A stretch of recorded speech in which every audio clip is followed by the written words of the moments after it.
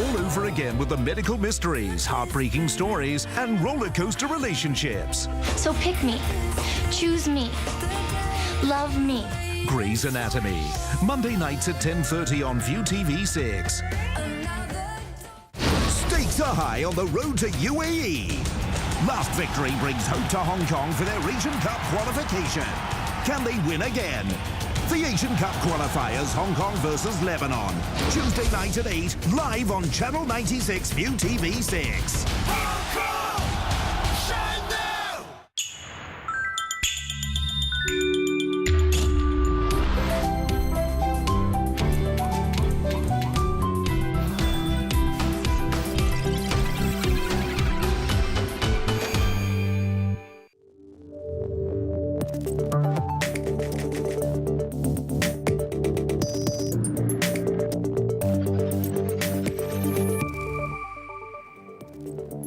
Hi there, thanks for joining us for this late edition of ViuTV News. I'm Patrick Falk. Coming up, Trump pressures President Xi on Pyongyang but sidesteps criticism over trade imbalance during their meet in Beijing. Carrie Lam and other world leaders gather for the APEC summit in storm-ravaged Da Nang in Vietnam.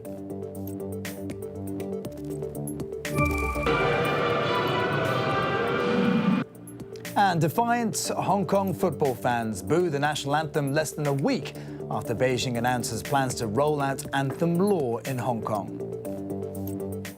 All right, we begin with the latest on Donald Trump's visit to China. Today, the US leader stepped up pressure on President Xi Jinping to tighten the screws on Pyongyang. But he took a diplomatic approach towards talk on trade, avoiding criticism of his counterpart for the imbalance he railed against during his campaign. For more on that, here's Britt Clennett in Beijing.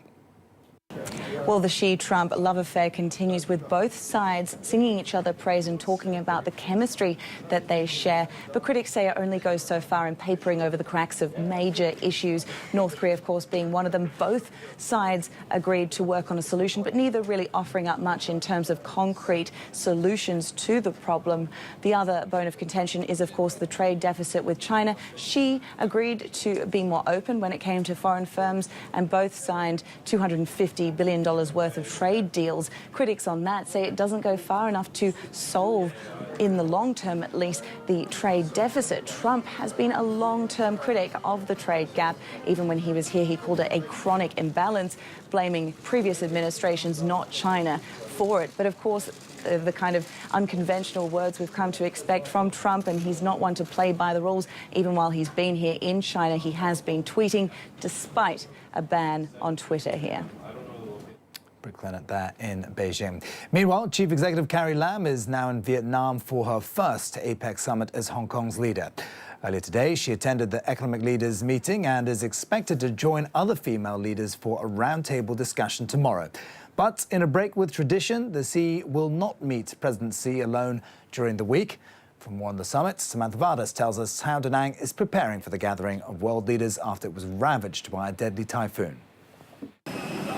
As world leaders begin to touch down in Vietnam for their annual Asia-Pacific summit, the country is dealing with another major event, courtesy of Mother Nature.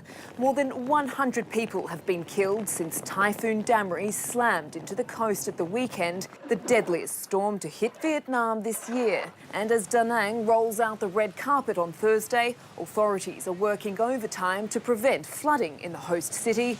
Da Nang is still really wet. The rain's barely stopped since we got here a few days ago. The ministers and other delegates have started arriving now, and the rain has just carried on. We've had a few small breaks, but that's all. Rivers are full, reservoirs are full. There are floods in parts of the country and things as well. And here in Da Nang, it is just very, very wet. Presidents Donald Trump, Xi Jinping and Vladimir Putin are among world leaders expected to meet at the summit's main event on Friday. And while the storm hasn't rained on their parade, a planned excursion for their spouses to Hoi An on Saturday could be washed out as much of the ancient city remains underwater.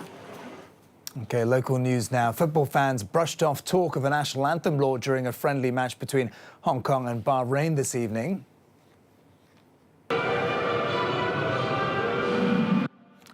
They were heard booing at Mongkok Stadium while the anthem played. Many covered their faces and turned their backs to cameras. China's top parliamentary body announced on Saturday plans to introduce the law in Hong Kong. On the mainland, offenders can be jailed for up to 3 years. Authorities here still haven't provided details for a local version of the law. Well, the government is ramping up security at the family court in Wan Chai. This means starting from next Wednesday, metal detectors will be used to screen people entering. That's in addition to bag inspections already in place. A judiciary spokesperson said the department attaches great importance to security and regularly reviews measures. The move comes after a man triggered a major security alert at the High Court last month when he pulled out a knife in a courtroom there. I think the security measures should be tightened up, and it should apply to all the courts, magistrate courts and high courts. I think that the security measures in place right now are not enough or adequate, and I think there should be enough security measures to ensure the safety of judges and all those people who use the courtroom. A fire broke out at a Sanpokong factory building at around noon today. Thick smoke shrouded the area, forcing a nearby secondary school to evacuate all its staff and students. Well, the blaze started around midday in this building on King Fuk Street. Plumes of smoke billowed out as firefighters tried to control it. A 26-year-old woman who was in the blazing unit was sent to hospital for smoke inhalation. Sources at the scene say an air purifier at a production company caught fire and that staff there had tried to put it out with an extinguisher after calling emergency services. OK, up next, the latest from the world of business.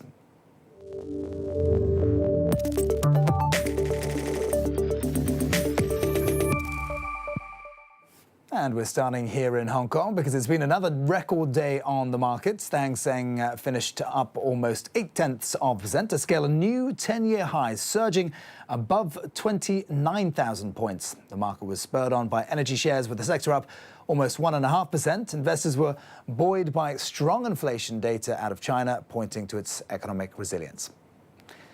And the economy here appears to be powering ahead with solid growth forecast. Analysts are expecting Hong Kong's economy to have expanded 3.5% in the third quarter from a year earlier, thanks to improving retail sales, a pickup in tourism and strong global data. Official figures are out tomorrow.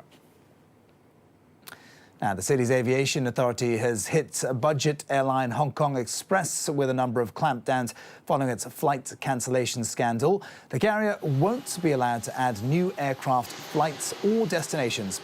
It comes after Hong Kong Express grounded dozens of flights during the annual Golden Week rush, affecting thousands of travellers. The Civil Aviation Department said the penalties will be lifted after the airline implements rectifying measures.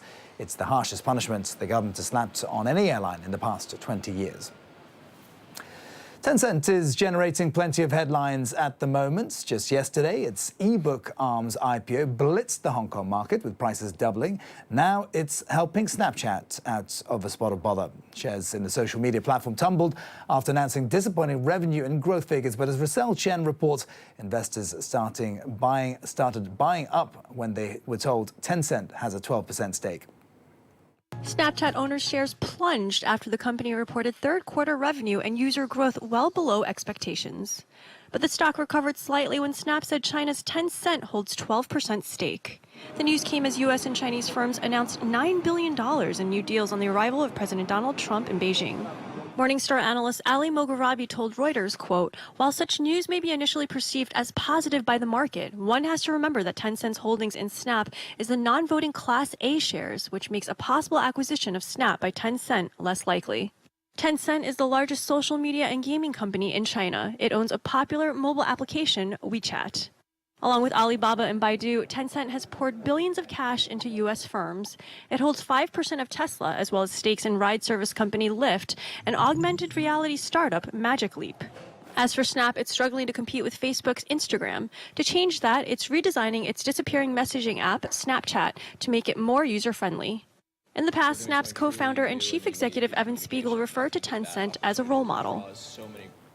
Now, President Trump has made no secret of his disdain for CNN, often slamming it as fake news. And now his personal vendetta against the network is holding up an enormous deal between its parent company and AT&T.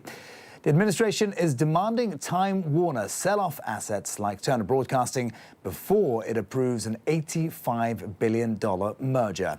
The Department of Justice says that will satisfy its antitrust concerns. It's thrown the deal into disarray, with AT&T now admitting it has no idea when it'll be completed. It had hoped to close it off by the end of the year. Trump criticized this very merger on the campaign trail, vowing he'd block it.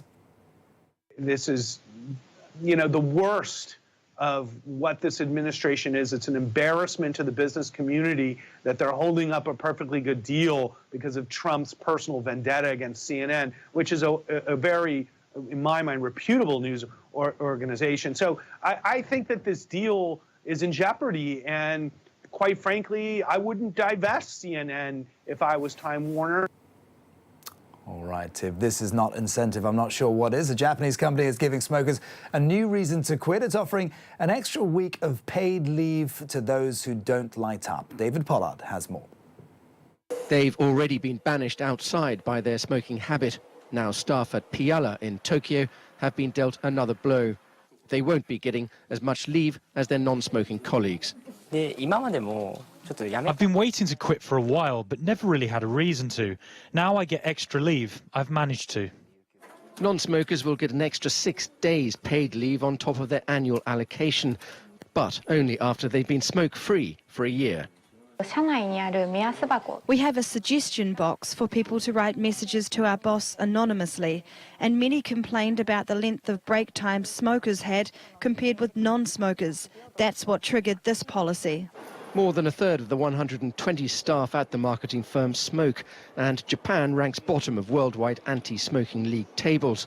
But there's one person who won't be changing his habit. People who don't smoke also spend time chatting, especially to the other non-smokers, so I don't agree that non-smokers work harder.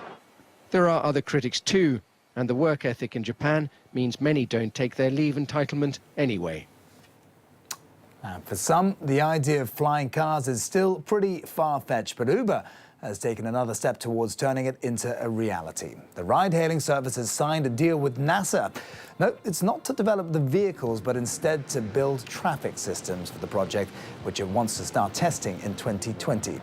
NASA's role will be to figure out how unmanned crafts like drones can fly safely at low altitudes, which is what Uber eventually wants to do. All right, time for a break now, but when we come back, Theresa May's headache grows bigger as yet another minister bites the dust.